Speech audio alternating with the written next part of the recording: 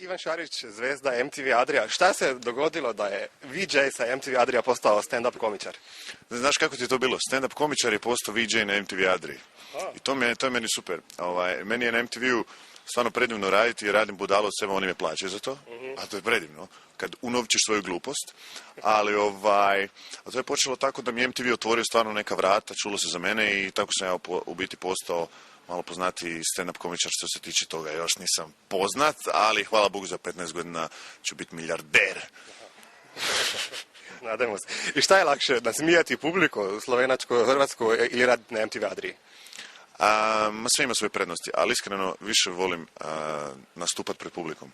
Jer ovdje vidiš instant proces. Ti ako si dobar nasmijat će se, ako nisi neće i to je to. A pred kamerom kad si nema tu, kamera ne može odisati publikom, ti imaš svog kamermana koji tamo snima, on se bavi svojim poslom i ti ne vidiš reakciji iza ekrana. Znači ti moraš nasmijati sam sebe u glavi, to je još teže.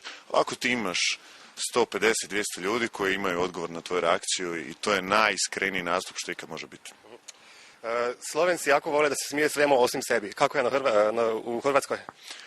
Ista stvar, ali znaš kako, to ti je psihologija humora. Moraš početi prvo od sebe i onda lijepo dopustiti im tako što si posprdo puno sebe, znači prebaciš prvo malo na Hrvate i onda možeš na Slovence.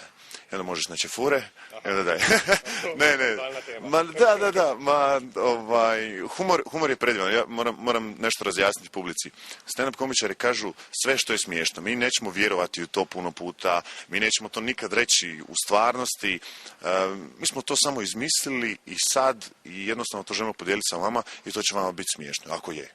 Tako da ne treba se stand-up gledati ko a vidi, on je rekao nešto protiv Slovenca, on je rekao nešto protiv Hrvata.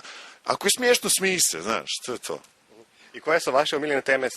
Seks, ljubav, političari? Baš sam danas razmišljao o tome jer me neko pitao to od mojih prijatelja. I ovako shvatio sam da su moje omiljene teme religija i nacionalizam. Ali to sam u biti shvatio pomoću njega. I sad, to možda jako glupo zvuči, ali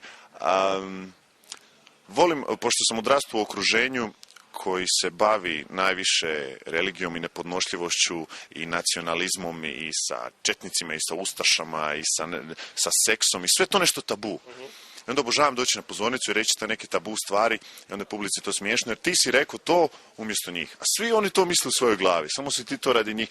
Stand-up komičar ne izmišlja ništa novo, on samo gleda jednu stvar, ovako mikrofon, samo ga nećemo gledati ovako, nego ćemo ga gledati ovako. Evo, i to je stand-up komičar. Znači ništa ekstra, ali predivno je kad nastupiš i kad ih nasmiješ i kad se nakon pola sata, sat i pol skineš sa stage-a i kad ti uspiješ show. Znaš što, taj osjećaj ne bi mijenio za ne znam što na svijetu, stvarno. Ivane, hvala lijepo, a mi sada odlazimo se smijati. Hvala vama, dođite, podržite stand-up comedy scenu u Sloveniji, na Balkanu i to prije nego što postanemo slavni i bogati. Sad smo još smiješni, kasnije nećemo biti. Eto, hvala.